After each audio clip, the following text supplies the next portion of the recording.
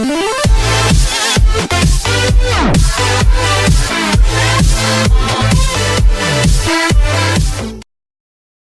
Tennessee's pursuit of Jeremy Pruitt a s.hot across Alabama's bow or the white flag of surrender? Phillip Fulmer has never been all that popular in the state of Alabama, to put it mildly. On the field, he was the last Tennessee football coach to have any sort of success against the Crimson Tide, leading the Volunteers to 7 straight third Saturday in October wins from 1995 to 2001.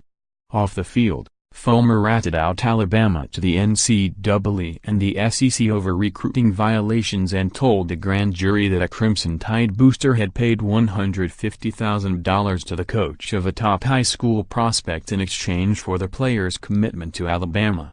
As a result, the Crimson Tide got a 2-year bowl ban and 5 years of probation. It got to the point where Fulmer refused to attend the 2004 SEC Media Days in Birmingham, both because he feared for his safety in the state and wanted to avoid a subpoena from attorneys representing a former Alabama assistant coach who was suing the NCAA and wanted his testimony. Alabama has gotten all sorts of revenge on Tennessee since Fulmer was forced out as coach in 2008, winning 9 straight in the series, 11 straight if you include Fulmer's last 2 seasons, claiming 4 national titles and watching the Vols fade into comparable irrelevance.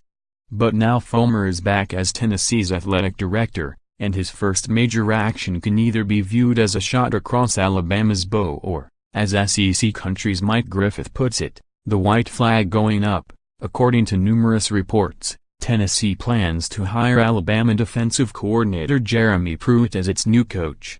And Pruitt isn't some mere hired gun brought in from afar by Nick Saban. He's a born and bred Alabamian, the son of a legendary high school football coach in the state, who spent 2 of his 4 college seasons with the Crimson Tide under Gene Stallings. Pruitt also played 2 seasons at Middle Tennessee.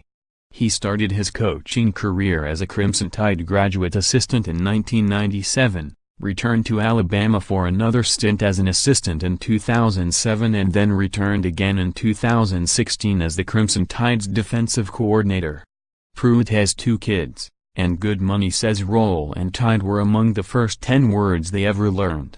No matter Pruitt's provenance, it's a pretty good hire for Fulmer, who was brought in after the coaching search by predecessor John Currie went horribly, laughably awry. Alabama had the nation's #1 scoring defense and #2 total defense this season, and Pruitt is gunning for his 5th national title ring as a Crimson Tide assistant. He reportedly will stay on Saban's staff through the college football playoff.